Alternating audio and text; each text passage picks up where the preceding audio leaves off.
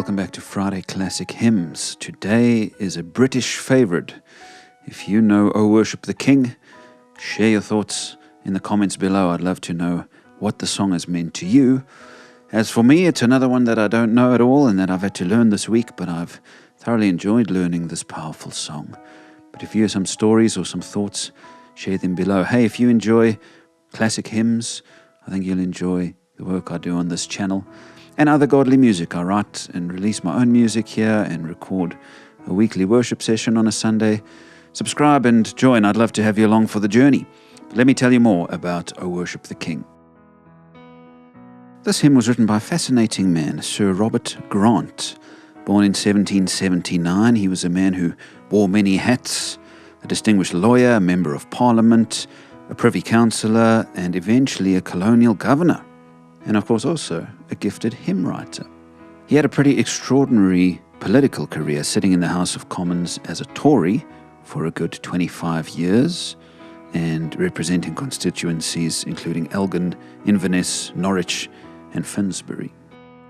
And during his time in Parliament, he championed some very important reforms of the time, including a bill which emancipated Jews in Britain, which was quite a breakthrough in the time in 1834, and he was a big part of making sure that bill was passed. Shortly after this, he was appointed as the Governor of Bombay, in the years, of course, when Britain had their colonies, and he served in this role until his death in 1838.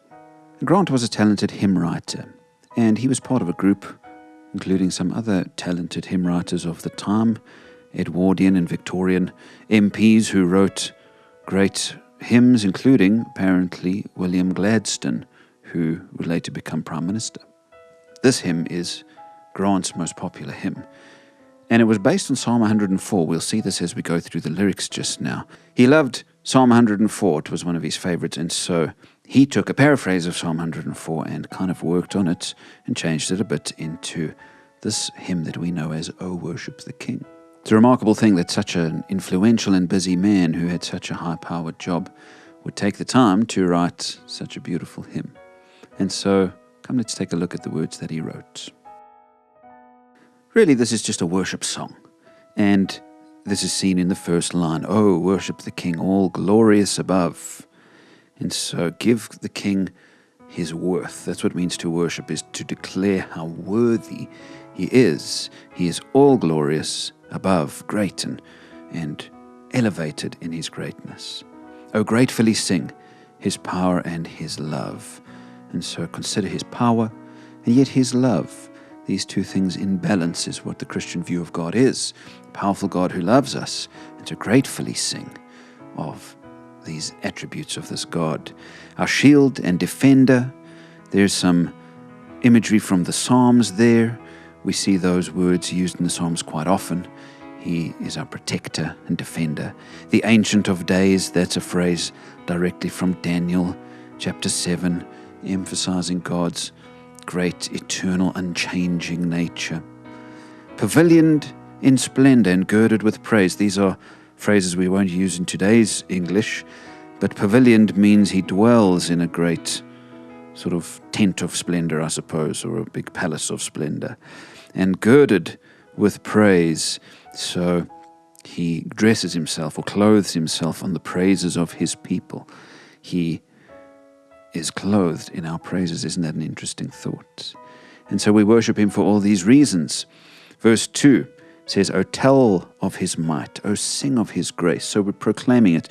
We're not just keeping this knowledge to ourselves, but we're saying to each other, let's tell the story and let's sing of his grace and his love. Again, there's power and love, might and grace at the same time. Whose robe is the light, whose canopy space. And so these are direct images from Psalm 104. God who covers himself with light, stretches out the heavens like a curtain, the psalm says. And so he is rephrasing that for his song. God's robes are light. He's covered in light. Space is like a canopy or curtain that he stretches out. Beautiful pictures of how great and above all God is. His chariots of wrath, the deep thunderclouds form. And again, this is from Psalm 104, verse 3.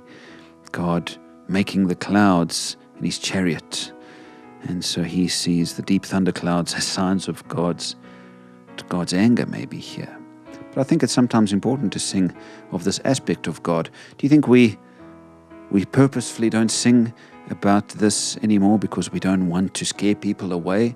Do you think maybe we should now and again sing about the wrath of God, the righteous judgment of God in our songs? Maybe we should. Maybe we need the reminder that this is what he saved us from, and this is what he offers to those who aren't yet saved, is salvation from the righteous anger that he has. And dark is his path on the wings of the storm. And so yes, when he comes in judgment, it's darkness. And the day of the Lord that is often spoken about in Scripture is always a dark day of judgment. But for those, the remnant of those who believe, he offers protection and salvation. Verse 3 goes on, the earth with its store of wonders untold. And so we're marveling now at this beautiful earth, a big theme of Psalm 104. We can marvel at all the wonders which are untold, uncountable. There are so many that we can just look out at the earth and see this great store of amazing wonders he has created. Almighty, thy power hath founded of old. And so God is the Almighty. That is a name that he identified himself with in the Old Testament, El Shaddai, the Almighty God. Founded of old, so he is ancient. He is far beyond the earth's creation even. He is the one who laid the foundations of the earth in the old times, but he is beyond that. He is older even than that, the Ancient of Days. Established it fast by a changeless decree, and round it hath cast like a mantle the sea. So he's talking about the earth, how God established it by his decree, which he gives, and has cast the sea around the earth like a mantle. It's a beautiful picture of God carefully constructing the planets and the earth specifically as the place that his humans would live. Verse 4, thy bountiful care, what tongue can recite? Bountiful means plentiful, and so he cares for us with great overwhelming care, plentiful care. And how can we ever recite how great his works are? We try in songs like this, but we always fall short, don't we? It breathes in the air, it shines in the light. God's care is evident in the air we breathe, in the light that helps us to see. It reminds me of Acts 17, verse 28, which says, for in him we live and breathe and have our being. Right, it's in him, it's in his care that every breath and every second of sight is gifted to us. It streams from the hills, it descends to the plain, and sweetly distills in the dew and the rain. Oh, beautiful, the hills, the plains, the dews and the rains are all moments or signs, shall I say, of God's bountiful care. Maybe you need to take a moment today, look around at these things, if you can see hills or plains or dews or rains, and just be grateful for how these are signs of God's grace. Verse 5, frail children of dust and feeble as frail, in thee do we trust, nor find thee to fail. So we're frail and feeble as children created from dust. It calls to mind Genesis chapter 2, and God creates man out of dust. But we trust in him who is not feeble or frail, and in fact never fails. This is a wonderful thought, that in spite of our own frailties, we can trust in him. And perhaps that is what this song is going to bring home to you today, that this great God is worthy of our trust. Thy mercies, how tender, how firm to the end.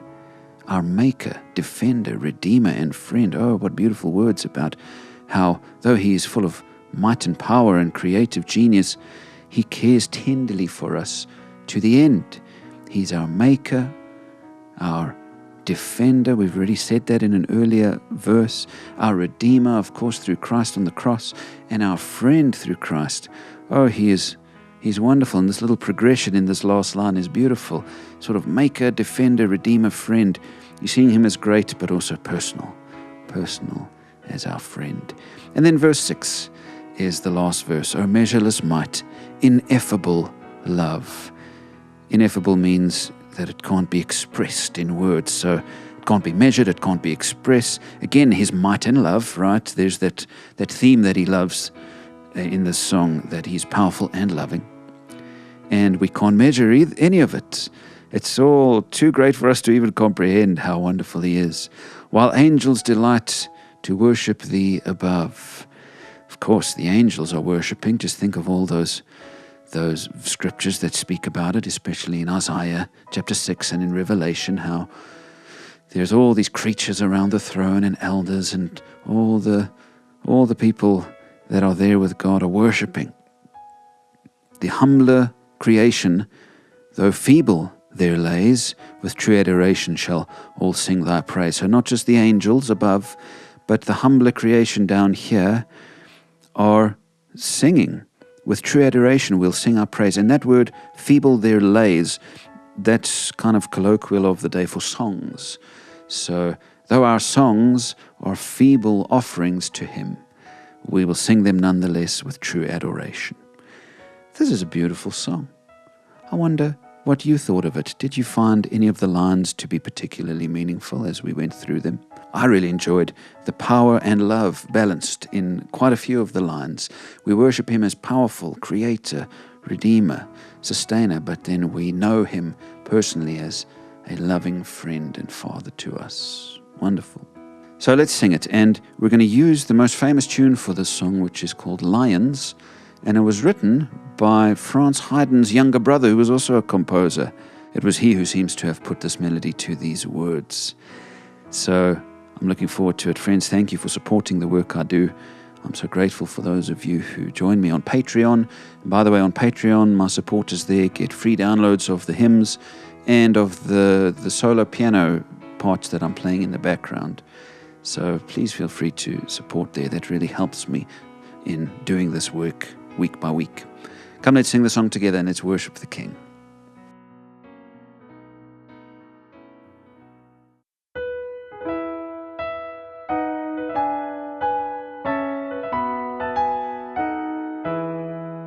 Oh, worship the King, all glorious above.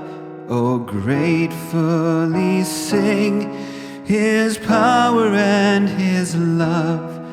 Our shield and defender, the ancient of days, pavilioned in splendor and girded with praise. Oh, tell of his might, oh, sing of his grace, whose robe is the light, whose canopy space, his chariots of wrath the deep thunderclouds form, and dark is his path on the wings of the storm.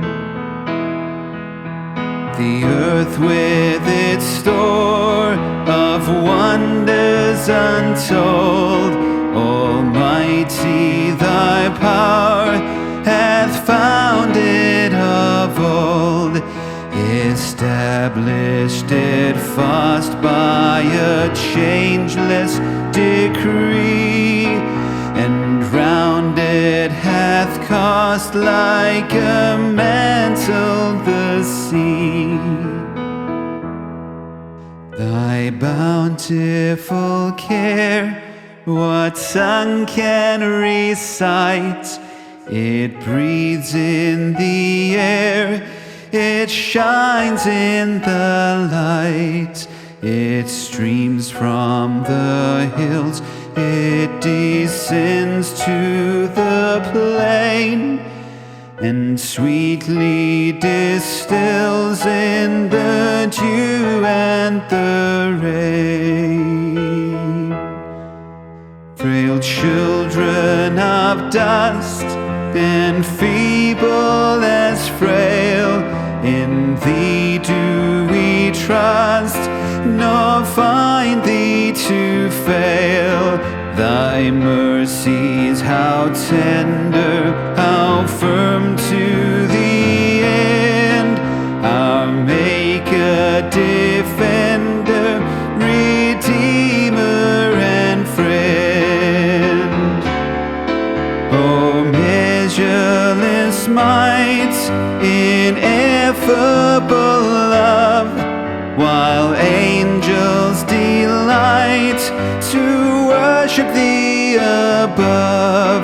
The humbler creation, though feeble their lays, with true adoration shall all sing Thy praise.